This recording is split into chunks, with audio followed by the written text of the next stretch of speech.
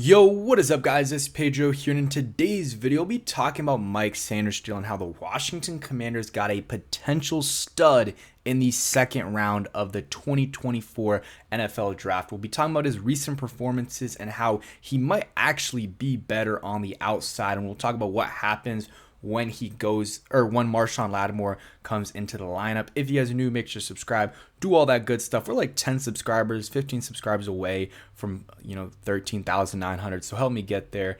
It's been a minute since we've hit a milestone, but yeah, let's talk about Mike Sainristil.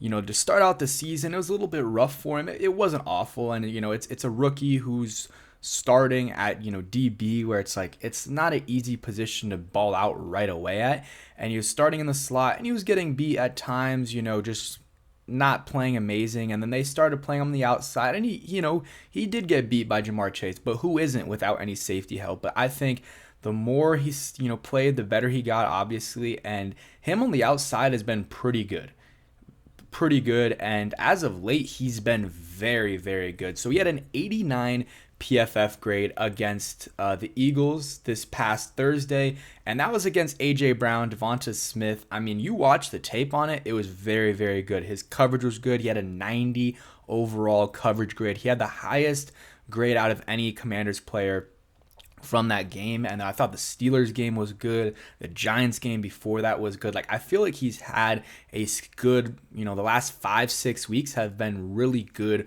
for Mike Sainristil. I'll show you guys some clips too. Here's, he's been making plays in the run game as well. I remember the first play he made, it wasn't in the run game, but he kind of blew up a screen play and, forced it to be incomplete. I thought that was a good play. Can't remember exactly what game it was. Might have been the Giants game or the Bengals game, but he's made some nice plays. So I'll show you guys this clip. Not going to talk because it does mess up the audio sometimes, but it's a nice play by Mike Sainristil here in the run game. You can see him number 0 here.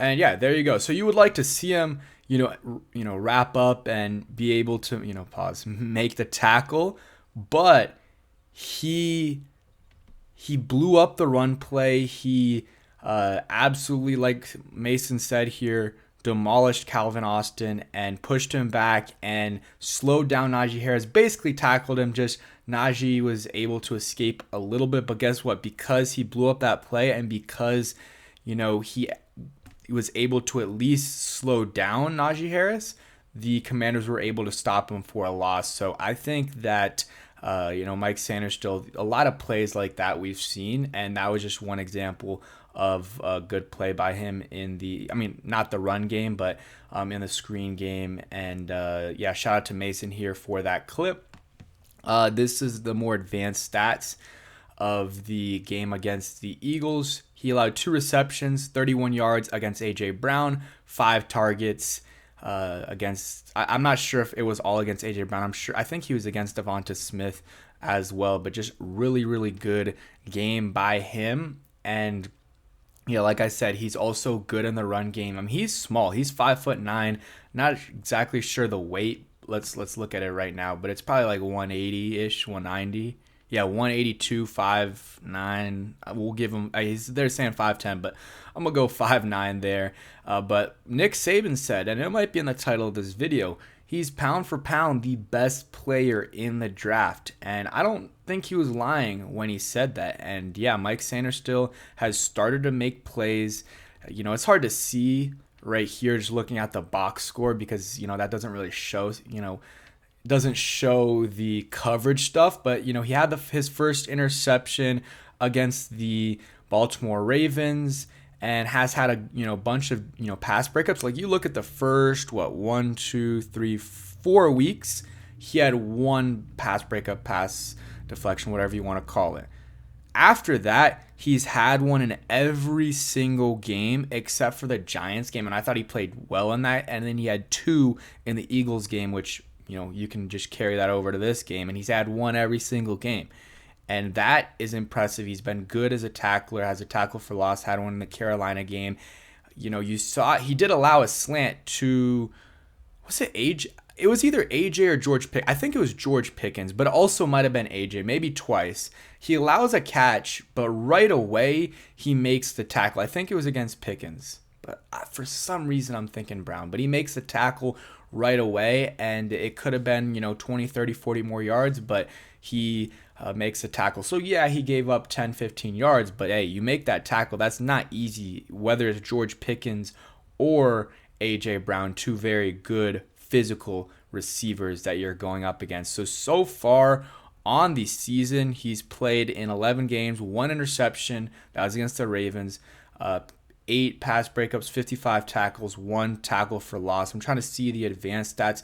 The advanced stats, it is a little bit iffy with Pro Football Reference because, again, it's pretty subjective in terms of who they assign the blame to on certain plays, and sometimes they don't necessarily know, was it the safety's fault or was it the corner's fault, or so and so. So you got to take it with a grain of salt. So he's allowed a 66.7% completion percentage and 4 touchdowns.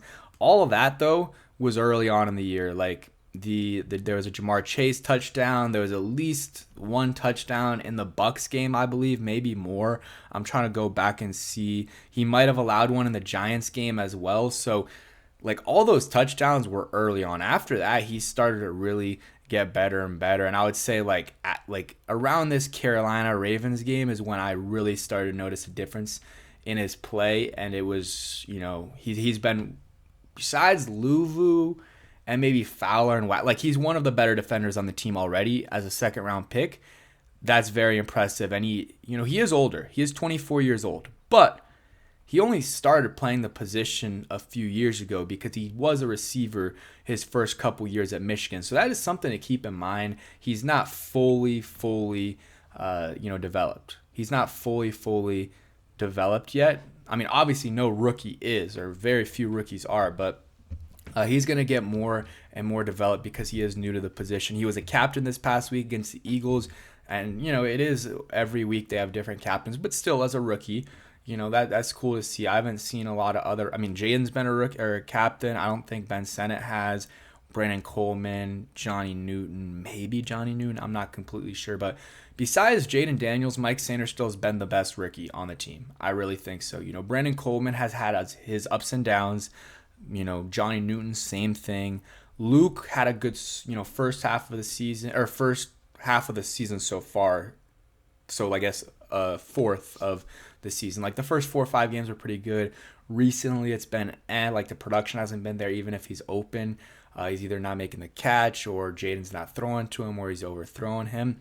So I think Mike Sainristil right now has been the best rookie, and he's getting better and better. And it's been not just a good week, then a bad week, then a good week. Like we've kind of seen from guys like a Brandon Coleman, maybe Johnny Newton. We've seen that inconsistency. But Mike Sainristil, yeah, we saw a bad play in the beginning of the season, but ever since then, it's been really solid football over the last 4 to 5 weeks, which is really, really good to see. And I think that, even though we did trade for Lattimore, I would probably keep Sainristil on the outside until he proves that he can't play there. I mean, he's been playing well there, and he wasn't playing so well in the slot, so why mess things up? And maybe they still think he's a slot guy, or they did when a few weeks ago. But again, the guy just keeps balling out. And if you're able to do this against A.J. Brown and you're 5'9", 180, you're going to be able to do it against anyone if you continue to lock in, keep that technique where it needs to be, and do everything you need to do, which I think he will. He's a good guy, practiced with Darryl Green in the offseason or trained with him. That was cool. Has actually, I think had a kid recently this summer. So good, congrats to him on that. And he's having success on the field. So I can't wait to see it continue for him. I saw some people tweet out maybe defensive rookie of the year. We're not going that far. The Eagles got a pretty good corner there that he's in contention. There's some other guys as well. But Mike Sainristil's had a good season so far, and I hope it continues. I would keep him on the outside, put Lattimore on the outside, and then like Noah Igbenogany in the slot if you want. Or, maybe you can try St. Juice in the slot if you really want to. But that's kind of my, take on the situation. And yeah, really happy with his performance and a good pick by Adam Peters. But that's it for today's video. If you did stay till the end, go ahead and comment Darrell Green. I know I've done it before, but it's fitting here. Cornerback, undersized corner, and guy that he trained with in the offseason. Thanks for watching. Hope you guys enjoyed, and peace.